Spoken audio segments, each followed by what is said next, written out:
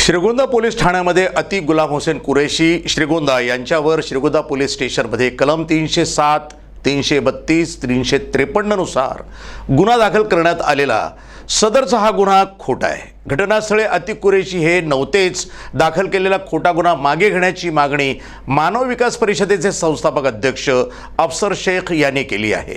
या मागणीसाठी पोलीस अधीक्षकांच्या दारात मंगळवारी त्यांनी आमरण उपोषण सुरू केले। अफसर शेख मानव विकास परिषद संस्थापक राष्ट्रीय अध्यक्ष काम करतो। गेले 1 महिन्यापासून मी अति कुरेशी यांच्या जी खोटा गुन्हा दाखल झाला आहे याचा पाठपुरावा करत आहे। शासन दरबारी मी SP पासून तर DIG पर्यंत पत्रव्यवहार करून शासनाला सांगितलं आहे की बाबा दिलेले निवेदनाची तुम्ही दखल घेऊन कारवाई करा।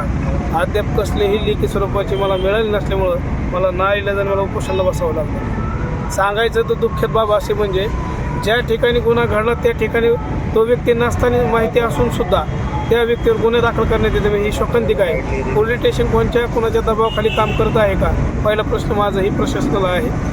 SP अहमदनगर जिल्ह्याचे जे अधीक्षक साहेब आहेत, जिल्हा अधीक्षक साहेब मला साहेबांनी दिलेल्या निवेदनावर कारवाई केली पाहिजे होती, परंतु दिलेल्या निवेदन ते कसल्याही स्वरूपाची मला माहिती मिळाली नाही। अति कुरेशी हा सामाजिक कामामध्ये अनेक वर्षांपासून सामाजिक काम करून गोरगरिबांना धावून जाणारा व्यक्ती आहे।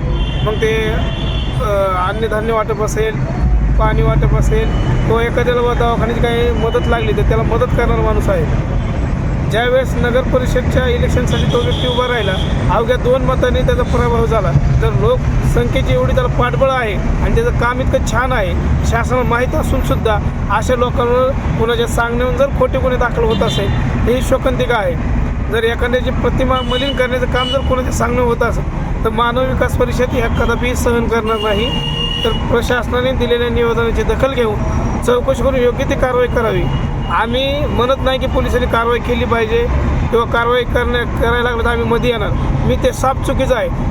तुम्ही कारवाई करा, आम्ही कारवाईची पाठीशी आहे, परंतु चुकीची कारवाई करू नका ते आम्ही खपून घेणार नाही। कारण की तुमच्या चुकीच्या कारवाईमुळे एखाद्याचं कुटुंब उद्ध्वस्त होऊ शकतं, याचा सुद्धा विचार प्रशासनाने केला पाहिजे एवढंच माझी इच्छा आहे। ज्या श्रीगोंदा पोलीस स्टेशनचे PI आहेत यांची सखोल चौकशी करून योग्य ती कारवाई करण्यात यावी ही माझं प्रथम मागणी आहे। ज्या खोट्या गुन्ह्यामध्ये त्याचं नाव घेण्यात आलं आहे ते गुन्ह्यामधून त्याचं नाव कमी करण्यात यावं। ज्या कोणाच्या सांगण्यावर तिथले पोलिटिशियन काम करत असेल त्याच्या मागचा मास्टर माइंड कोण आहे याची सखोल चौकशी करून कारवाई करण्यात यावी एवढेच माझं म्हणणं आहे। आणि जोपर्यंत ह्या गुन्ह्याचा तपासून कारवाई होत नाही तोपर्यंत आमरण उपोषण सुरू राहील एवढंच बोलतो। जय हिंद, जय महाराष्ट्र।